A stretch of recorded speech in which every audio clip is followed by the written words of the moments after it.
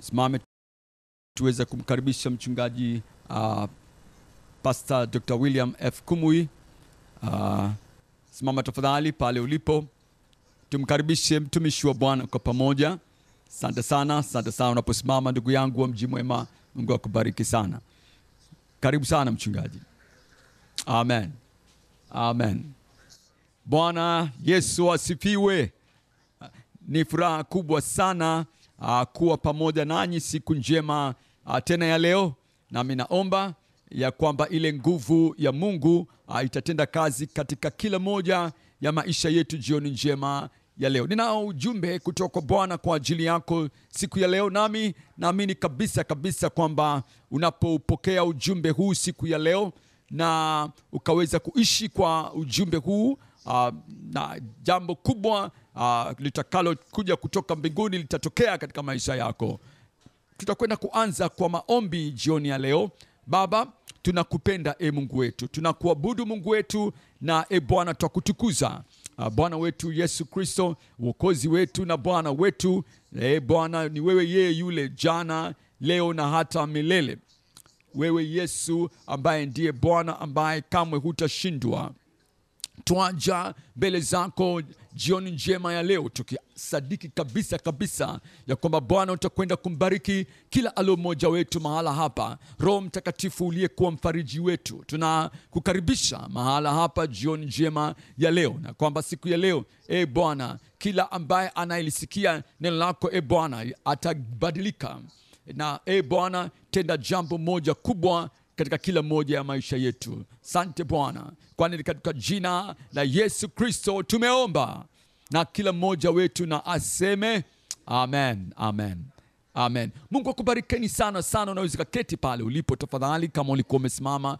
Jioni njema ya leo tunatazama katika safari, tunaangalia safari, tunakwenda katika safari. Ni aina ya safari iliyo tofauti ambayo hujasafiri awali, na ni safari ya imani. Safari ya imani ni safari ya imani yako. Unapokwenda katika safari, unapoingia safarini, unaanzia mahali fulani katika safari yako, na unapita katika barabara, na hadi utakapofika katika ile hatima ya safari yako. Lakini lazima wewe mwenyewe uende katika ile barabara, uingie barabarani. Unaweza ukajua mengi juu ya safari yako, lakini hiyo mbona haitoshi?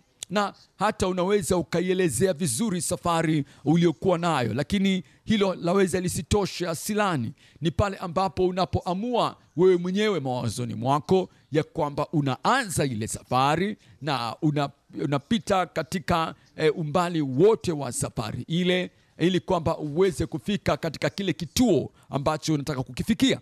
Na kwa hivyo kupenda huu ujumbe na kukubali huu ujumbe, na kadhalika kuweza kupata kuuelewa huu ujumbe, hilo halitaweza kumfikisha yeyote kwenye kile kituo cha safari yake, hadi pale ambapo unanyanyuka wewe mwenyewe unaingia katika barabara ili ufike kwenye kile kituo unachokwenda. Ujumbe wangu jioni ya leo ni safari ya imani kuingia katika uamsho. Safari ya imani kuingia katika uamsho jioni ya leo.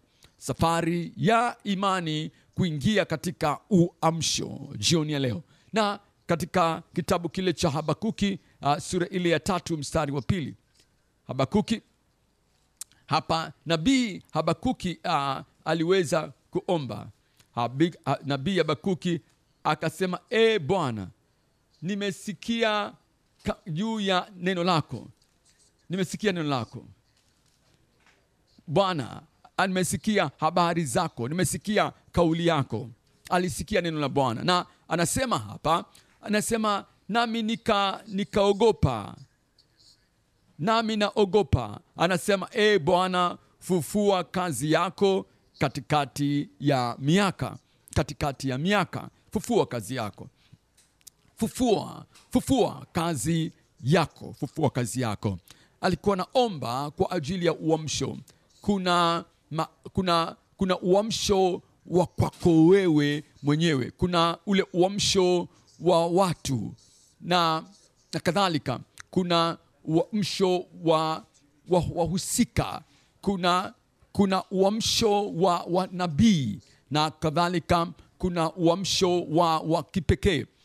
Tunaomba ya kwamba Mungu mwenyewe atatupatia jambo la kwanza, ule uamsho wa mtu mmoja mmoja, uamsho wa binafsi huo kwanza. Lakini jambo la pili, tunaomba ya kwamba Mungu atakwenda kulikwisha taifa hili na kutupatia uamsho wa watu wa taifa letu, uamsho wa watu wote. Tunaomba kwa ajili ya wachungaji wote, makuhani wote, ambao Mungu aweze kutupatia ule uamsho wa nabii, na alafu tunaomba kwa ajili ya uamsho maalum, uamsho wa kipekee, na uamsho ambao ni wa kivitendo, uamsho wa kivitendo. Na hicho ndicho ambacho jioni ya leo tunakifanyia tathmini ya karibu, safari ya imani kuingia katika uamsho.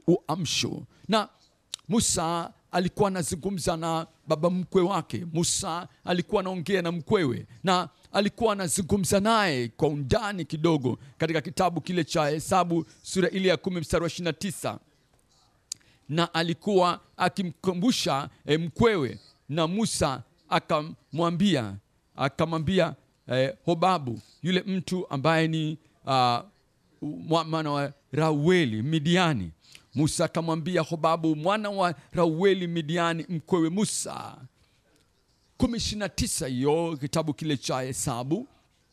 Na Musa alikuwa anazungumza na mkwewe hapa, akasema sisi twasafiri. Musa huyo anasema sisi twasafiri kwenenda mahali ambapo Bwana amenena habari zake, hivi nitawapa ninyi mahali hapo. Amesema hivyo Bwana.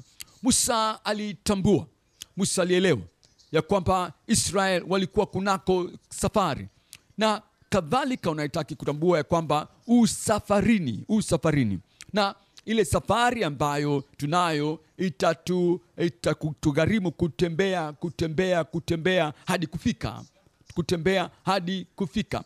Alafu akamwambia baba yake yule mkwe, akamwambia, anasema njoo wewe pamoja nasi, uje pamoja nasi, nasi tutakufanyia mema, Nami naiwasilisha safari hii kwako wewe leo. Nami nakualika kwenye ile safari, uje pamoja nasi, njoo pamoja nasi.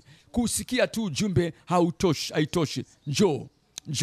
Elewa kwamba kule kuelewa tu ujumbe hakutoshi. Njoo kuwe pamoja nasi. Kukubali ujumbe huko uliko, kwamba ujumbe uko sawa, haitoshi. Njoo. Kukaa tu huko na kuangalia watu wengine wanapita, wanakwenda katika ile safari, hiyo haitoshi wewe kuwa mtazamaji, kuwa shabiki tu. Hapana, njoo uwe pamoja nasi. Sasa unapokwenda kunako safari, unapokwenda ile maili ya kwanza, unakwenda au kilomita ile ya kwanza, unapiga hatua, alafu unakwenda katika kilomita ile ya pili, unakwenda katika kilomita nyingine ya tatu, unaendelea hadi ambapo unafika katika kituo cha mwisho cha safari yako. Na tutakwenda kutazama ile hatua ya kwanza, ya pili na ya tatu, tunapoabiri katika safari tuliyokuwa nayo jioni njema ya leo. Na hebu tazama neno lile tulilokuwa nalo, uamsho. Kwa Kiingereza ile piga zile mbio, enenda katika safari ile. Huo ndio wito ambao Mungu anatupatia, sio wazo tu. Hapana, hilo ndilo agizo la yeye Mungu wetu, ya kwamba kama asilani tutakwenda kufika katika ile hatua ya uamsho halisi, basi lazima uzipige wewe zile mbio. Katika kitabu kile cha Waebrania sura ile ya 12 mstari wa kwanza anatuambia, kwa hiyo tukiona tumezungukwa na wingi kubwa la mashahidi ambao wanatuzunguka, na alafu anatuambia, anasema na tuweke kando kila mzigo ambao unatuzunguka, tuweke kando kila aina ya mzigo wa dhambi ambao unatuzuia. Tuiweke kando ile dhambi ituzingayo kwa upesi, na ile dhambi ambayo inatuzinga kwa wepesi, na alafu tupige zile mbio, hizo mbio ambazo zimewekwa mbele yetu. Unaona pale, tunaona anasema mahali pale tupige mbio kwa kuvumilia, kwa saburi, yale mashindano yaliyowekwa mbele yetu. Anatuambia kama tutakwenda kupiga mbio hizo asilani, zile mbio ambazo zimewekwa mbele yetu, tunaweka kando kila mzigo, tunaweka kando ile dhambi ambayo inatuzinga kwa wepesi. Wengi wa wana wa Israeli walianza safari, na wana wa Israeli walio wengi hawakuifika katika ile nchi ya ahadi, kwa sababu kulikuwa na ile dhambi ambayo ilikuwa ikiwazinga kwa wepesi. Kwetu sisi, kwako na kwangu, kile ambacho kinachotuzinga kwa wepesi, dhambi ile inayotuzinga kwa wepesi, ni ipi hiyo? Ile dhambi ya Absalomu. Dhambi gani? Dhambi ya Akani. Dhambi gani? Dhambi ya Ahabu. Unapomtazama Akani, yeye aliona kitu ambacho alikitamani, akatwaa kitu kile, na hicho kaleta kushindwa na mauti kadhalika kwenye kambi ya Israeli. Unapotazama dhambi ya Absalom, alitamani kile cheo cha Daudi baba yake, na badala ya kuomba, yeye akamuondosha, akampindua Daudi ili kwamba yeye aweze kuchukua ile nafasi. Hiyo ikamletea kushindwa na mauti Absalomu. Na ukiangalia ile dhambi ya Ahabu, aliona ile kile kiwanja, ile bustani ya Nabothi haikuwa ya kwake. Yeye na mke wake wakapanga, wakamuua yule mtu, naye pia akashindwa, akafariki. Na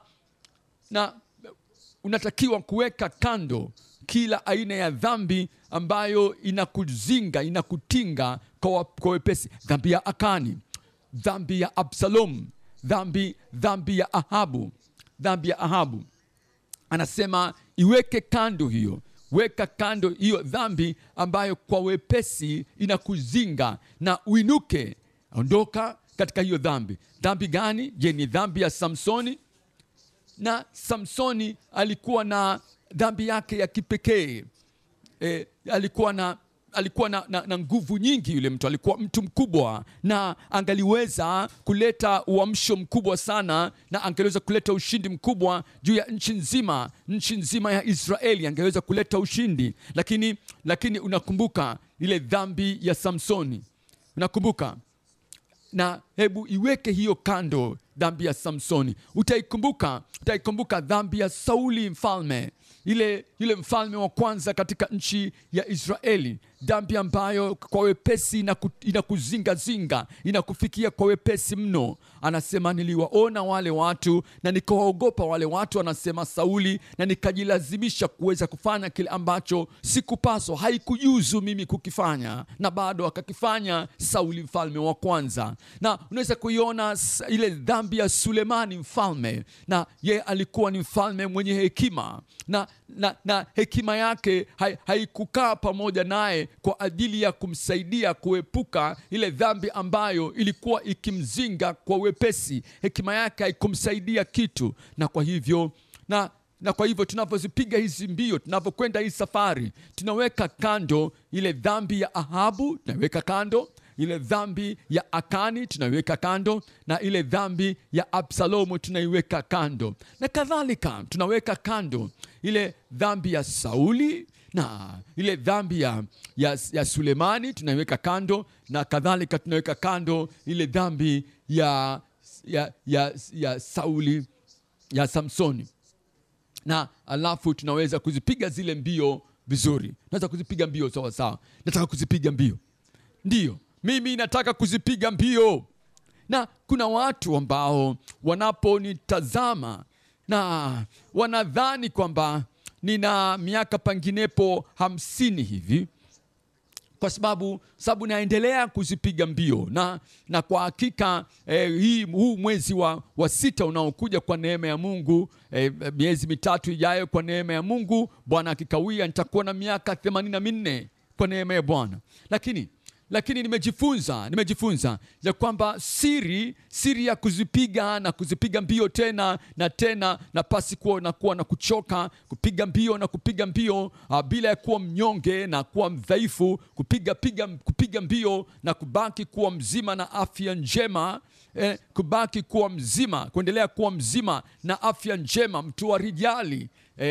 Ina maana ya kwamba nabaki kuwa na afya njema, nabaki kuwa na nguvu zangu na kuna uwezo, nabaki kuwa mtu thabit. Siri ya hivyo ni kuweka kando, ndio, weka kando yale mambo makubwa, yale mambo yanayokuzinga. Na wale watu wakubwa wamefanya hivyo, wengine nami nafanya hivyo, nami nakukabidhi na wewe kadhalika ufanye hivyo. Hebu weka hayo mambo mengine kando, weka hicho kitu kando, weka kando, alafu tuko tayari kuzipiga zile mbio. Tuko tayari. Na bado mimi napiga mbio, ndio, nami napiga mbio kurejea tena katika mahali hapa Mji Mwema, na wewe utapiga mbio pamoja na mimi. Jambo la kwanza piga mbio. Jambo la pili ni kuhakikisha ya kwamba unaondosha maadui. Waondoshe maadui. Jambo la pili, tunapozipiga zile mbio, ondosha maadui. Na tunataka kufika katika kile kituo cha mwisho, mstari wa mwisho wa safari yetu, lazima tuwaondoshe. Jambo la pili waondoshe maadui. Na aina gani hayo maadui ambao wanakutinga? Angalia Kumbukumbu la Torati sura ile ya 18, pale na kusomea mstari wa 9. Kumbukumbu la Torati 18 mstari wa 9 anatuambia mahali pale, anasema utakapokwisha kuingia katika nchi akupayo Bwana Mungu wako, akupayo Bwana Mungu wako, utakapoingia katika ile nchi akupayo Bwana Mungu wako, anasema usijifunze kutenda kwa mfano wa machukizo ya mataifa yale. Usijifunze mambo yao,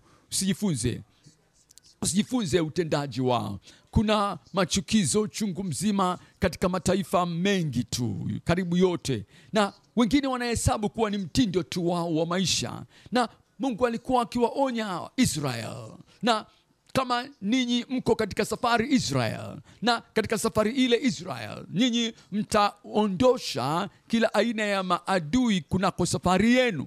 Na alafu anaendelea pale kusema katika mstari unaofuata, na anasema mahali pale, anasema na umtumikie, anasema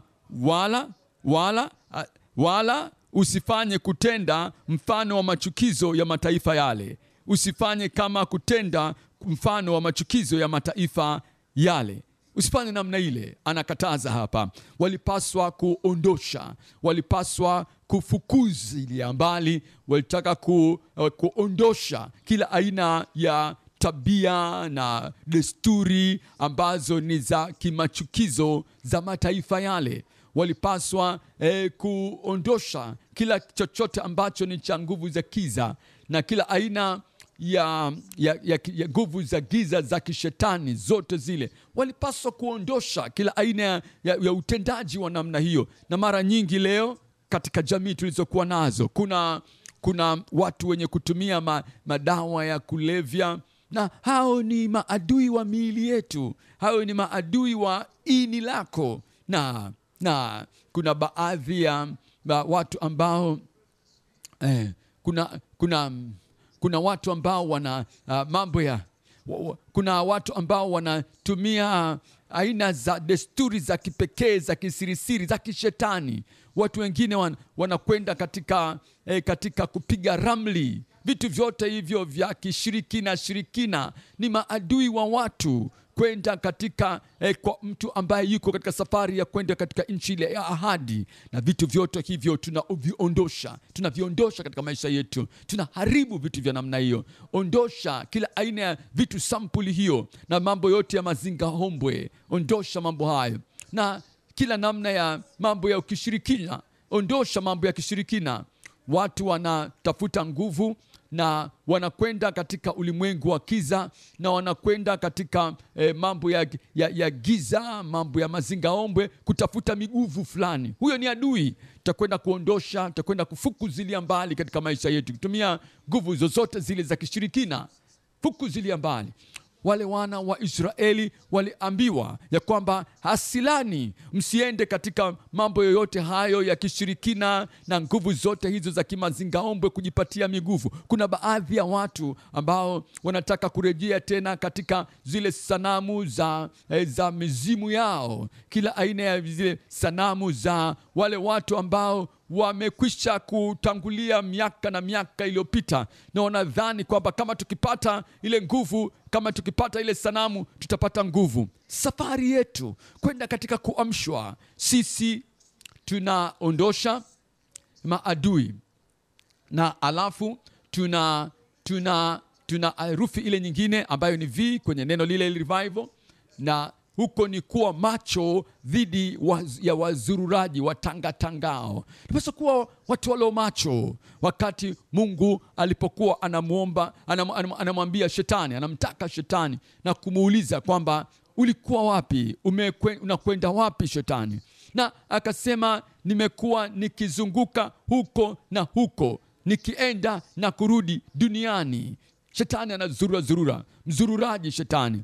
Hakuwa na lengo lolote lile, lakini kuwaangamiza tu watu ambao wamesimama kwa ajili ya Mungu, watu ambao wamejitoa kwa ajili ya Mungu. Na Mungu anatuonya ya kwamba kuna watu wazururaji tu ovyo. Kuna watu ambao Shetani anao watu wengi ambao wana asili yake ya zururaji tu, na Mungu anataka ya kwamba tuwe macho na watu sampuli hiyo. Kama wewe unakwenda na kutembea na furaha na una shangwe yako, lakini huko macho, huangalii, mwangalifu, na unakuwa katika hatari, uko katika namna ya kuangamia, itakuwa ni ngumu wewe kuweza kufika kunako mwisho wa ile safari yako ya kiimani, ngumu kufika mwisho.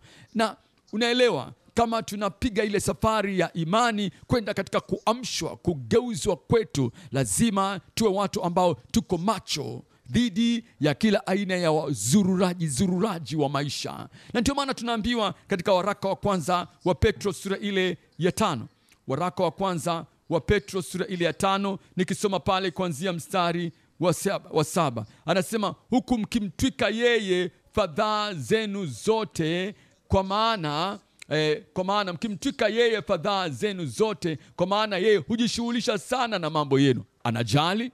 Usiende katika una fadhaa, usiende katika mfadhaiko na kunyong'onyea. Unayo shauku fulani, usiende katika namna yoyote ile ya nguvu za giza. Hapana, hebu mtwike Mungu wako fadhaa yako. Na anatuambia katika aya inayofuata mahala pale, anatuambia pale, anasema, muwe na kiasi na kukesha. Muwe na kiasi na kukesha. Anasema muwe na kiasi na kukesha, kwa kuwa mshtaki wenu Ibilisi kama simba angurumaye. Yule mzururaji anakwenda huku na kule kama simba angurumaye, akitafuta mtu ili ammeze, anatafuta mtu aweze kummeza. Na anasema mahali pale, anasema, nanyi mpingeni huyo. Anasema mahali pale mstari ule wa 9, mpingeni kwa uthabiti, mkiwa thabiti. Na wali useme tu kwa ulegevu, Shetani ondoka. Wakati Shetani haelewi lugha ya kubembelezwa, haelewi lugha hiyo. Nimesikia juu ya mtu ambaye alikuwa anakwenda zake katika shughuli zake, anatoka nyumbani kwake, na mbwa alikuwa anamfuata yule mbwa kutoka nyumbani. Mbwa alikuwa anamfuata huyu mtu, alikuwa anamfuata, na yule bwana baada ya muda anamwambia ule mbwa, rudi. Alafu yule mbwa anapiga anapunga tu mkia wake kwa furaha zake, akamwambia, nimekuambia rudi we mbwa. Na yule mbwa ambaye anamfuga, mbwa hawaelewi aina hiyo ya lugha ya upole namna hiyo, hawaelewi lugha hiyo mbwa. Na kwa hivyo mtu yule alipoona ya kwamba mbwa wake yule bado anamfuata, anaendelea kumzoea, akageuza lugha yake, sema, nakwambia ondoka, rudi nyumbani. Ile mbwa akageuka. Hiyo ndio lugha ambayo shetani anaielewa. Kama utakwenda kumpinga shetani, yule ambaye ni mzururaji, ambaye anakwenda huku na kule, anayekwenda huku na kule, na unataka kwamba aondoke katika safari yako, lazima umwambie kwa ukali, hebu ondoka mahali hapa, ondoka. Shetani ataondoka kutoka kwako. Lakini pindi unapomruhusu shetani kuwa mbia wako, na unamruhusu shetani kuwa akufuate tu, unamruhusu tu namna hiyo, na unajadili mipango yako na safari yako na yeye hata kuruhusu wewe kufika mwisho wa safari yako, hata kuruhusu. Sasa unasema kwamba, mchungaji, je, umemshawahi kumuona shetani awali? Na ndio, sijawahi kumuona shetani. Shetani haenendi katika mahali pa wazi. Shetani hatangazi kwamba niko hapa, mimi nakufuata, mimi ni shetani. Hatangazi namna hiyo. Hatangazi hivyo. Na hapana, shetani hafanyi kazi namna hiyo. Shetani anaingia kwa mtu kama alivyoingia kwa Yuda, na ambaye ndiye alikuwa mwenza, alikuwa ni mwanafunzi wa Yesu, alikuwa ni mfuasi wa Yesu. Na shetani anaingia kwa mtu ambaye anaweza kuwa na tabasamu tu usoni pake, anatabasamu tu, na alafu anatenda kazi kupitia chombo hicho ambacho kinaonekana hakina hila yoyote. Na ndio maana anajaribu kukuvunja moyo, anajaribu kuizuia safari yake, anakufanya uamini katika mambo ambayo ni ya kishirikina, na shetani anataka kukugeuza mawazo yako kutoka kwa Kristo. Shetani yuko pale ulipo, anakutafuta. Unamwambia hebu rudi nyuma, anapaswa, unapomwambia arudi nyuma, lazima arudi nyuma. Na hivyo ndivyo ambavyo tunaipiga safari yetu, tunaifanya safari yetu, tunaienenda safari yetu. Sasa ile herufi pale kufanya maombezi bila ya uovu wowote. Uombezi bila ya uovu. Unaomba, unafanya uombezi, lakini lazima iwe bila ya kuwa na uovu wowote ule. Kumbuka Daudi akasema, kama ningeliwaza maovu moyoni mwangu,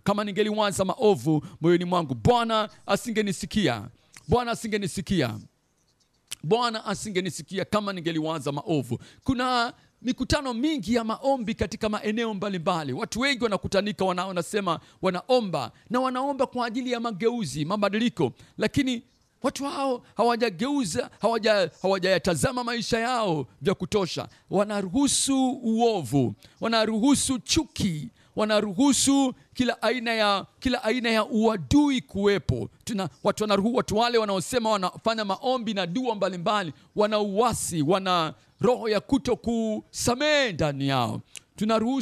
Tunaruhusu makazi zile za mwili na kila aina ya tamaa za macho. Tamaa ya macho inaruhusiwa, ile tamaa ya mwili wanaruhusu, na kile kiburi cha uzima wanakiruhusu tena hicho. Na tunaomba na kuomba na kufanya dua na kuomba zaidi, na zaidi, lakini kumbe kuna uovu ambao uko katika kina cha yale maombi na yule muombaji. Kama Daudi anasema, kama ningeliwaza maovu moyoni mwangu, Bwana asingenisikia. Na hebu mtazame Yoshua. Yeye walikuwa wakienda katika ile nchi ya ahadi, na walikuwa safarini kwenda kushinda kila mahali ambako wanapaenda, na hatimaye wakafika katika mji mdogo, wakashindwa. Kwa hivyo Yoshua akavunjika moyo, akajaribu kuomba na Mungu akasema, hebu inuka Yoshua, inuka. Kuna dhambi katika kambi, kuna dhambi kambini, na kama ambavyo Bwana anaiona ile dhambi mahala pale, mimi sitakuwa pamoja na Israel. Bwana anasema sitakuwa na Israel asilani, sitakuwa na Israel asilani. Hebu ondosha ule uovu, ondosha. Na alafu kuna ule uombezi na maombi, ndivyo yatakavyokuwa na nguvu maombi yale na uombezi. Na ni Roho Mtakatifu ndiye ambaye anatusaidia katika uombezi wetu. Na ni Roho Mtakatifu ndiye ambaye anayeweza kukaa. Roho Mtakatifu anaweza kukaa tu katika mahali ambapo ni patakatifu.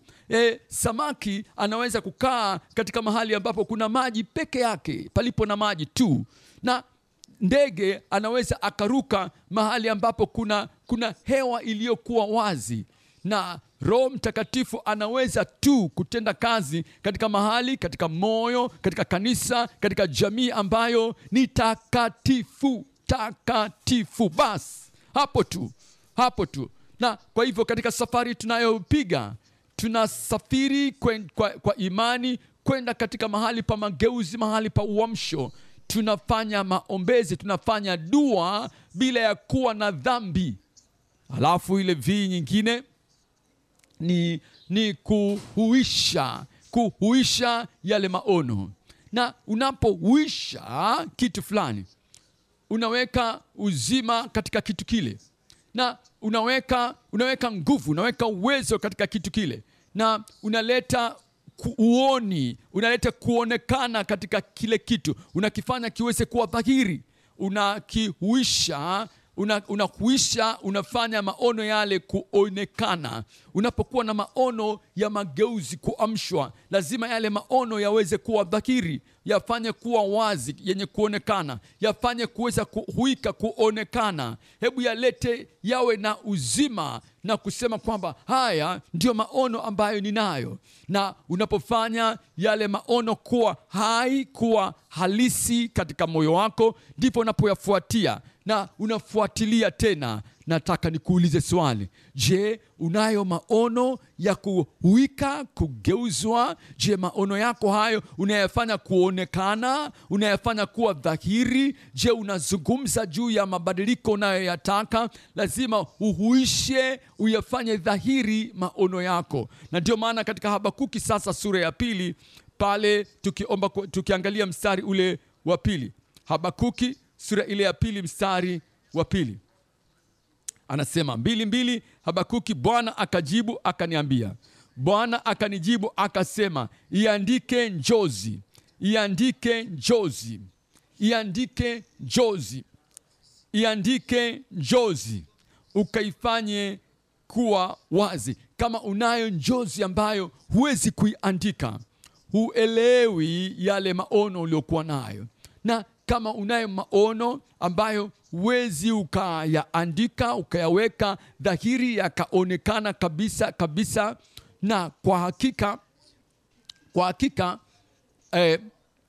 yakaonekana dhahiri na kwa hakika, ina maana ya kwamba huna maono ambayo yataweza kuja kutimia. Kama maono yale huwezi ukayaandika yakawa dhahiri, basi yaandike yale maono yako, yale matumaini yako. Alafu anaendelea kusema pale, yaweke kuwa dhahiri, yaandike njozi, ukaifanye kuwa iwe wazi sana katika vibao, ili aisomaye apate kuisoma kama maji, au aisomaye aweze kupiga mbio. Unapokuwa na maono, unayazungumza maono yale. Lakini maono ambayo unayaweka mbali na mwingine asiyaone, mkeo mathalan, maono ambayo unayaweka mathalan mbali na mumeo asiyaone, maono ambayo wala hujaribu kuelewa wewe mwenyewe maono yale, huyafahamu, maono ambayo ni siri mno, hayajulikani, kwamba hata wewe mwenyewe huna maelezo dhahiri ya yale maono uliokuwa nayo. Maono hayo yatakwenda kutimia namna gani? Sasa hapa katika nchi tuliyoko ya Mji Mwema, tunayo maono kwa ajili ya uamsho katika eneo letu, badiliko katika eneo letu, na badiliko yale yanakuja, na yapokea mabadiliko yale, na amini kwamba kutakuwa na mabadiliko, na kiri kutakuwa na mabadiliko. Mji Mwema, na ninasema ya kwamba haya maono, mimi nitakuwa sehemu ya mabadiliko na maono ya mahala hapa. Wewe utakuwa sehemu ya mabadiliko hayo, wewe utakuwa sehemu, na ule utele wa mvua waja. Ule utele wa mvua waja. Wakati Elia alipoona hilo linakuja, na akaandika wazi, akaweka wazi, akafanya kuwa wazi alipoona, na akasema wazi kwa wale watu ambao walikuwa hata hawataki kuamini juu ya yale maono. Na Elia akazungumza kiasi kwamba wasioamini hawawezi kuiponda imani ya Elia. Nachokiamini mimi nakiandika, nachokiamini nakifanya kuwa dhahiri.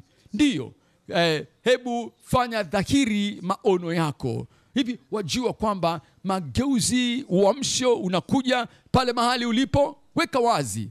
Na hivi unajua kwamba uamsho, mabadiliko yanakuja katika familia yako. Watu wako ambao hawajamjua Mungu katika familia yako wataokolewa. Hebu basi yaandike hayo maono, yafanye kuwa dhahiri, yaweke katika kibao. Hivi unajua kwamba Mungu atakwenda kukupandisha juu zaidi, atakupandisha juu zaidi. Hivi unajua ya kwamba Elia, humtafuti Elia kuja kutoka juu. Hapana, unamtafuta Elia aje kutoka katikati yetu. Ndiyo, aje kutoka katikati yako. Na hayo ndio maono ambayo ninayo kwa ajili yako. Hayo ndio maono uliyokuwa nayo. Basi yaandike ya maono.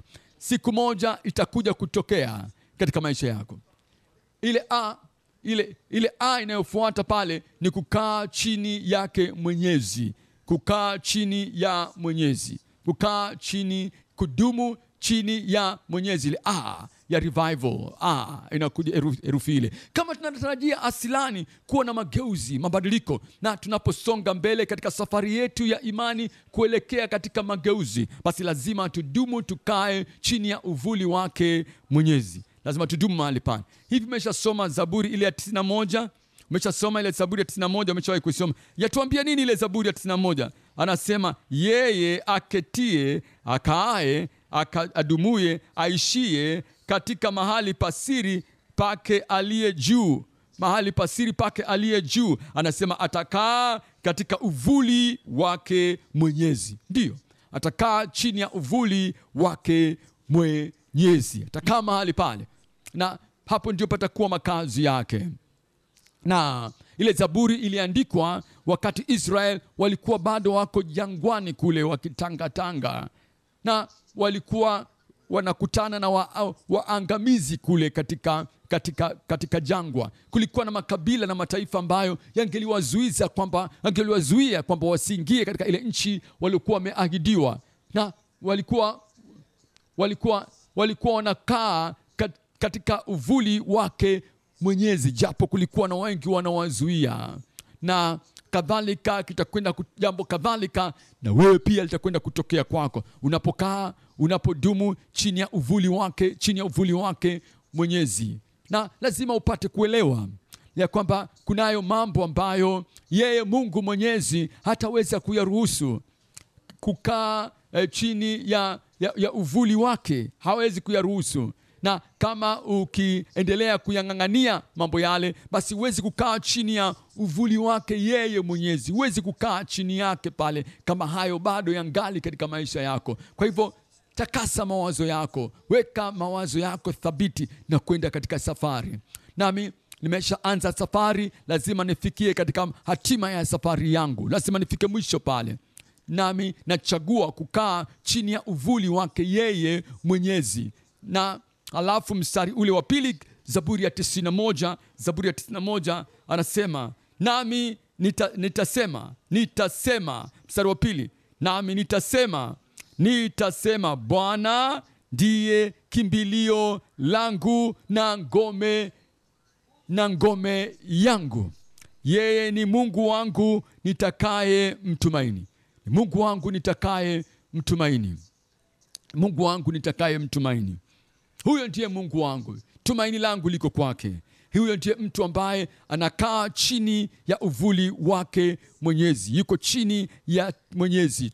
Anasema nitasema, sio Jumapili tu nitaimba, sio Jumapili peke yake nitatangaza, sio Jumapili peke yake, ya kwamba yu ngome yangu, yeye yu Mungu wangu, na yeye ndiye tumaini langu. Naweka tumaini langu katika yeye, naweka tumaini langu ndani yake, naweka tumaini langu ndani yake. Kuna watu ambao wanaweza wakasema Jumapili ya kwamba ni Mungu wangu Jumapili, alafu Jumatatu wanapofika mahali pa kazi, wanapofika kama ni shuleni penginepo, na hawasemi hilo tena, sio kauli yao. Jumanne hawana hiyo kauli tena, na yale ambayo wanayafanya katika siku zile za sita, zile siku sita za juma, hayalingani na kuwa chini ya uvuli wa Bwana. Na wanakuja Jumapili wanasema Bwana pewe sifa, Jumapili Mungu ndiye Mungu wangu.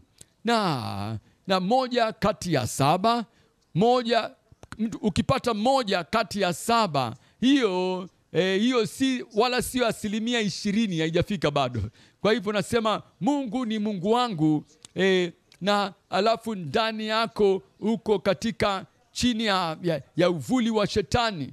Wakati unapokuwa hadharani, huwezi ukasema yeye ni Mungu wangu. Unapokuwa kanisani ndipo unaposema kwamba ni ngome yangu.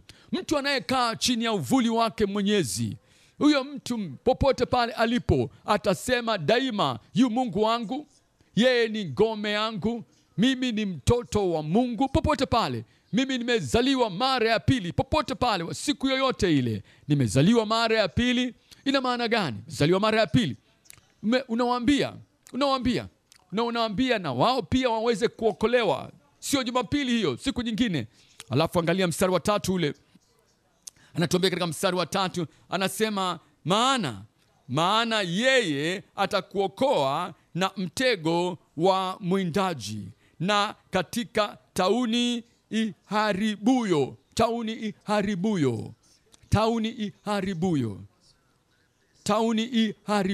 atakuokoa naye.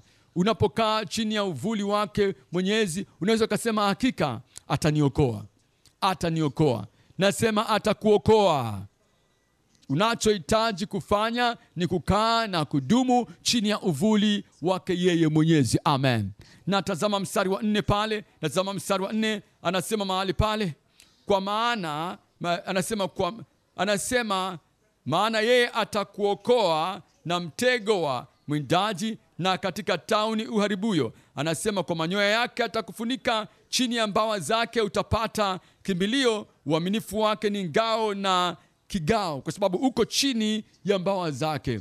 Anaendelea kusema, anasema maelfu wataanguka ubavuni mwako, japo 1000 waanguka ubavuni pako, na 10,000 mkono wako wa kuume, hata hivyo hautakaribia wewe. Magonjwa upande huu, maradhi upande ule, hayo hayatakukaribia wewe, kwa sababu wewe utaliitia jina lake, naye atakujibu. Ndiyo, Bwana atakujibu. Jina la Mungu, jina la Yesu litakuwa na uwezo kwa niaba yako.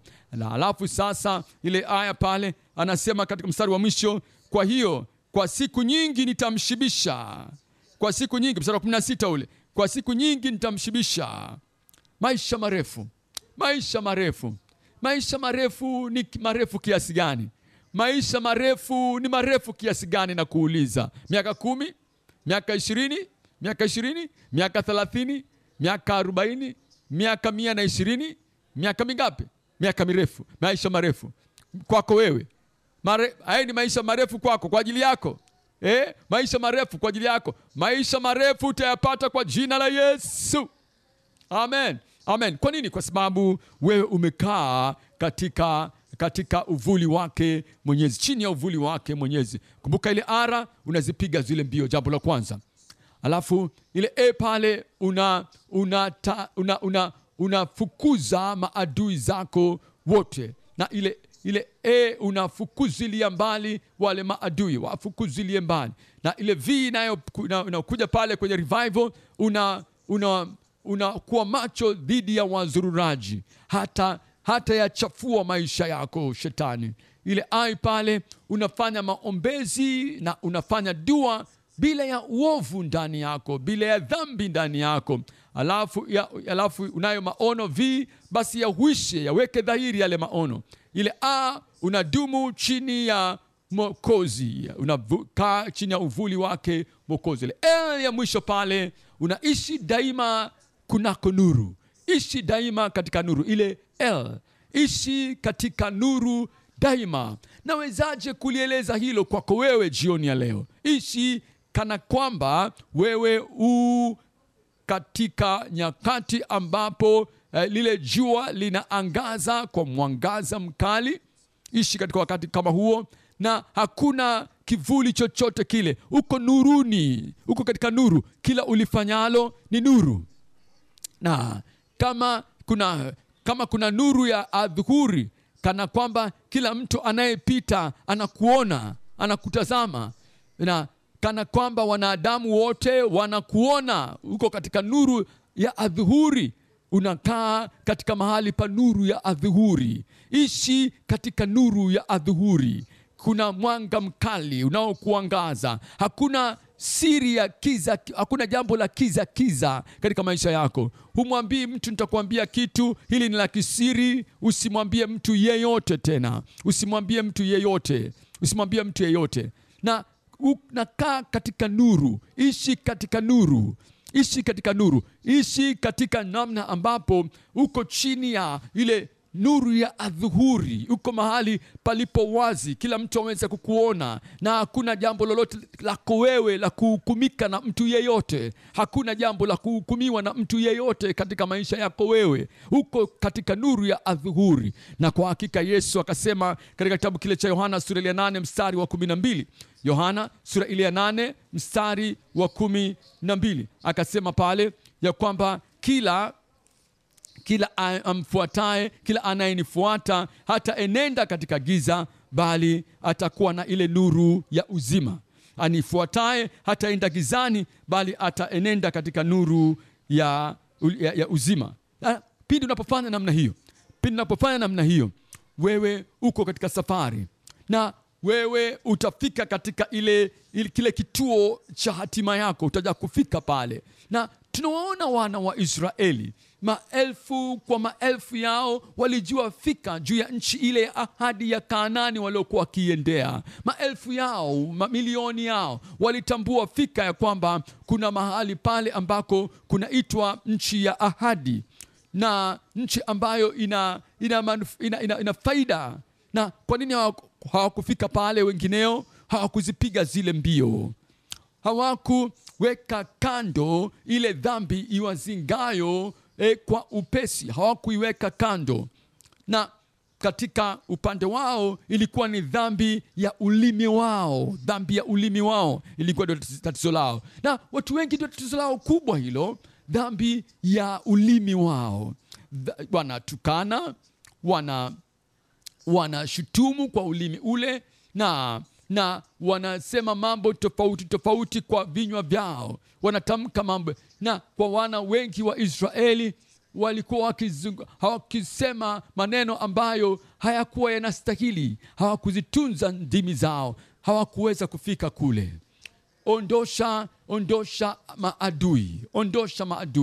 Walikuwa na namna ya mahusiano yasiyokuwa yanastahili na wale wa Moabi. Walikuwa na mahusiano yasiyostahili, na kwa sababu ya kutokuondosha wale maadui, hiyo ndio ikawa sababu wengi wao hawakuweza kufika katika nchi ile ya ahadi.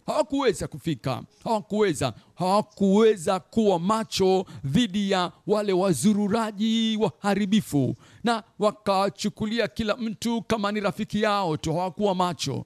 Wale wa Amaleki walikuwa rafiki zao, wale wa Yebusi walikuwa rafiki zao, na badala ya kuwaondosha, badala ya kuwafukuzilia mbali na kuwaondosha wale maadui, hawakufanya hivyo. Na ndio maana hawakufika ile nchi ya ahadi hatimaye walo wengi. Na wengi wa wana wa Israeli hawakuhuisha na kuweka dhahiri maono waliokuwa nayo. Yale maono ya kufika Kanaani mbele yao daima hayakuwa mbele yao dhahiri, na kwa sababu walipoteza yale maono ya ile nchi ya ahadi. Na ni wangapi wao hawakuweza kufika katika nchi ile ya ahadi? Wengi wa walio wao hawakuweza kufanya maombezi pasipokuwa na uovu uliokuwa ndani ya mioyo yao. Kulikuwa na uovu tele mioyoni mwao.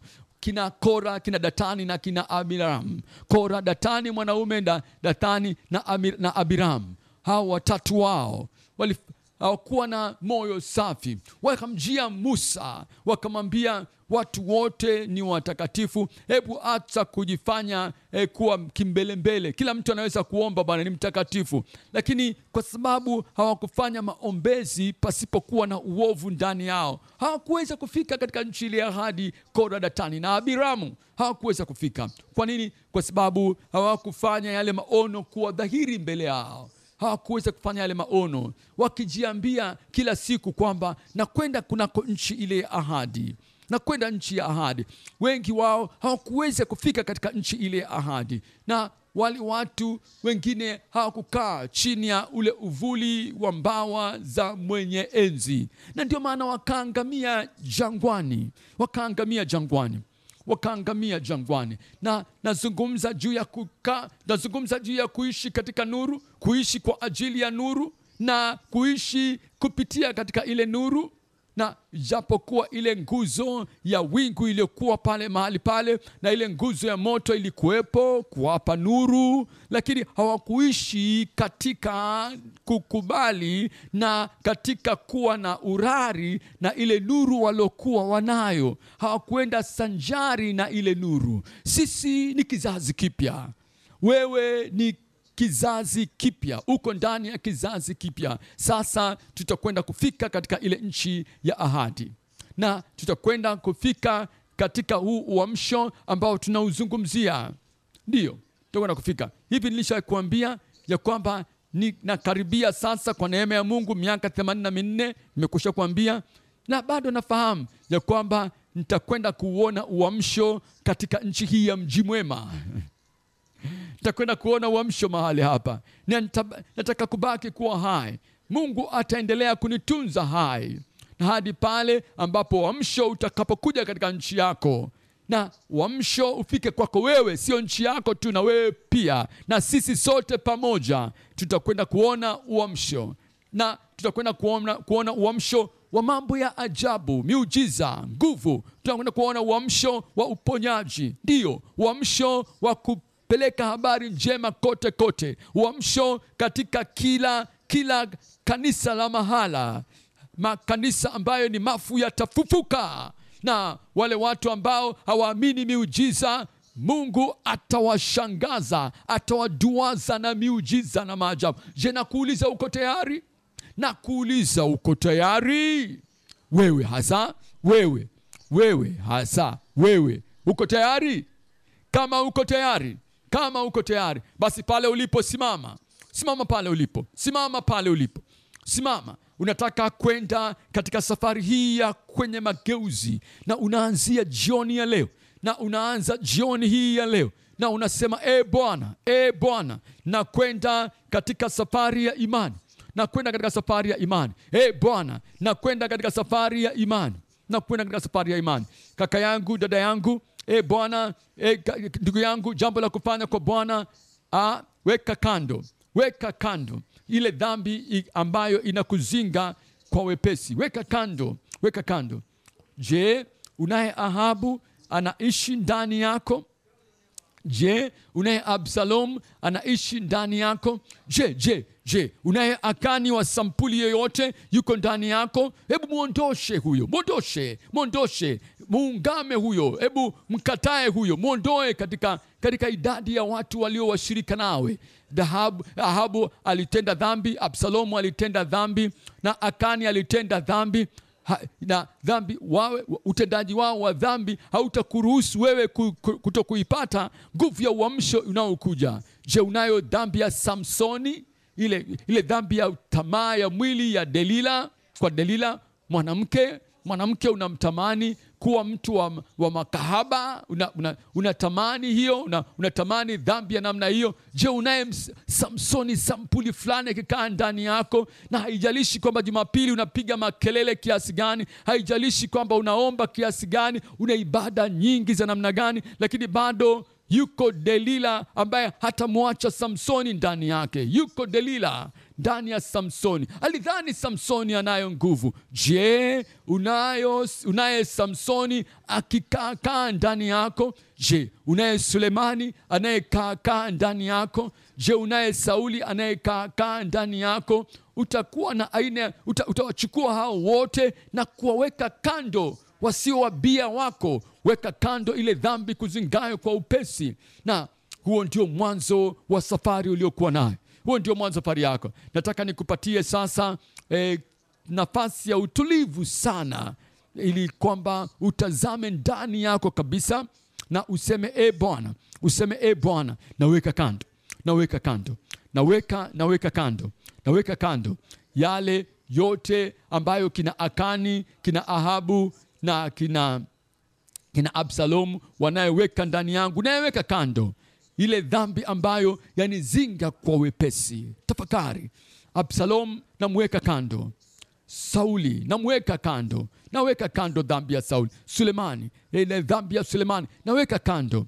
Weka hao kando, weka kando hao. Samsoni, ile Sulemani weka kando. Wao dhambi zao za kipekee na mivutio yao, ile dhambi ya ulimini, ile dhambi ya mwilini, ile dhambi ya sirini, weka kando, weka kando, weka kando. Na umwambie Bwana, sema Bwana, sitarudia tena dhambi za ulimini, za sirini na za mwilini. Pale ulipo umesimama, hebu fukuzilia mbali adui hao. Fukuzilia mbali, fukuzilia mbali kila namna ya ushirikina, kila namna ya ibada ya sanamu ndani ya moyo wako. Fukuzilia mbali kila aina ya mambo ambayo watu wanaingia katika hayo, na mambo ambayo ni ya kisirisiri. Yakatae hayo, yaondosha hayo. Usiruhusu wale wazururaji kuweza kuyatoa maisha yako. Hebu usiruhusu haya. Hebu usiruhusu. Yuda, usiruhusu watu ambao wamesukumwa na shetani katika maisha yako. Usiwaruhusu. Marafiki zako uliosukumwa na shetani, watu uliozoea, uliofahamu, wanaosukumwa na shetani, watu ambao una aina ya biashara nao, lakini kumbe wameutoa moyo wako na ufahamu wako. Usiruhusu hao. Mwambie Bwana, mwambie Bwana, mwambie Bwana, na waondosha hao, naondosha hao. Uovu utazuia uombaji wako, utauzuia uombaji wako. Mwambie Bwana, mwambie Bwana, ninamalizana na hayo yote. Hakuna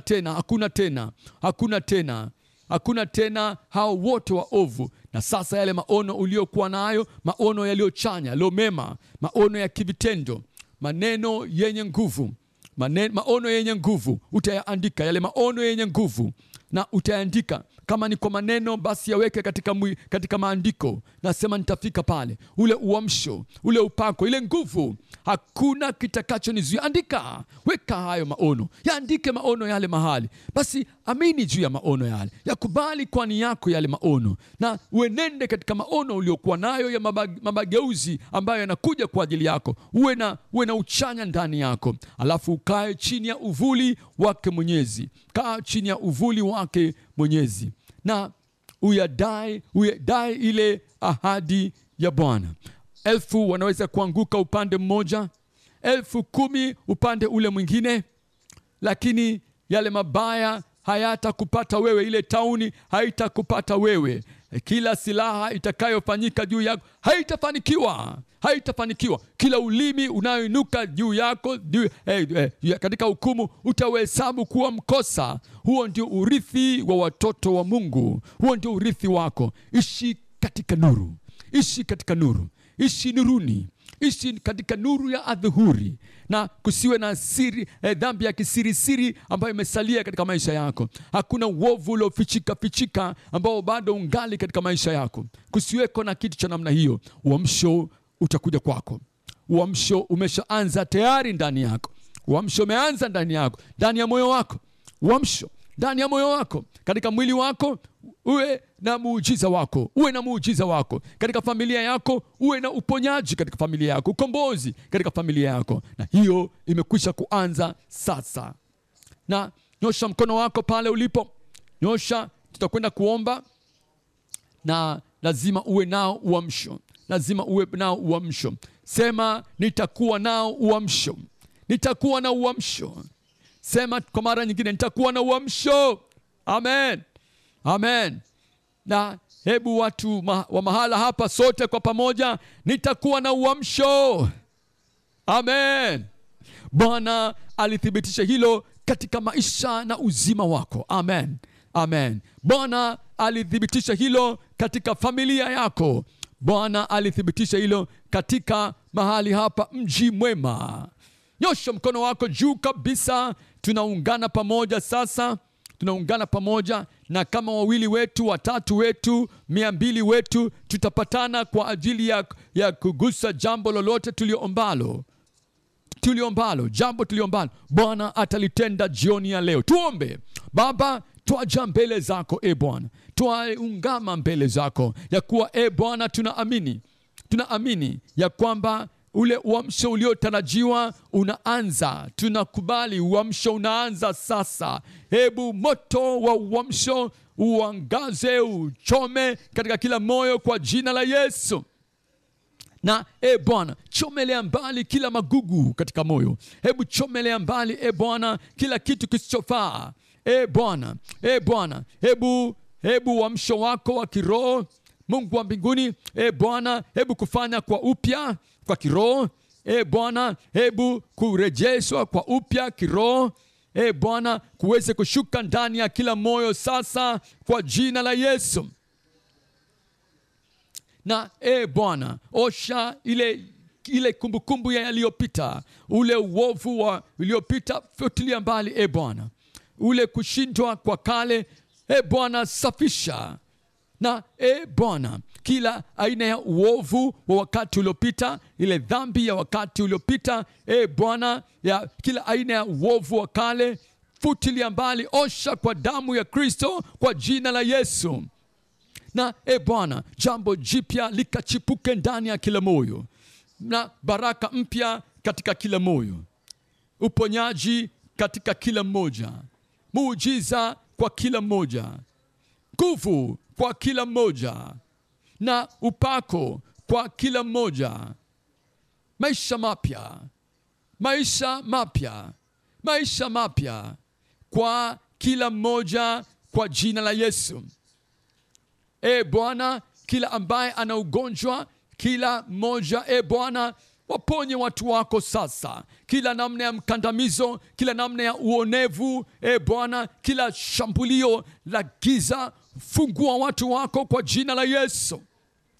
Bwana, Bwana, hebu weka ushuhuda kwamba umejibu maombi yao kwa kila mmoja.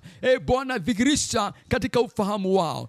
Bwana, dhihirisha katika mioyo yao. Dhihirisha Bwana katika miili yao. Na Bwana, tunaomba uamsho ambao tayari umekwisha kuanza. Mungu wa mbinguni, uamsho huu utaendelea, utazama kwa kina sana. Bwana, uamsho huu utapanda juu. Bwana, uamsho utakwenda mbali. Na sisi tuliokuwa mahali hapa, Bwana, sisi ambao tu katika nchi hii, Bwana, tutautoa uamsho huu na kuupeleka kila mahali tuendako. Na asante Bwana. Baba, asante.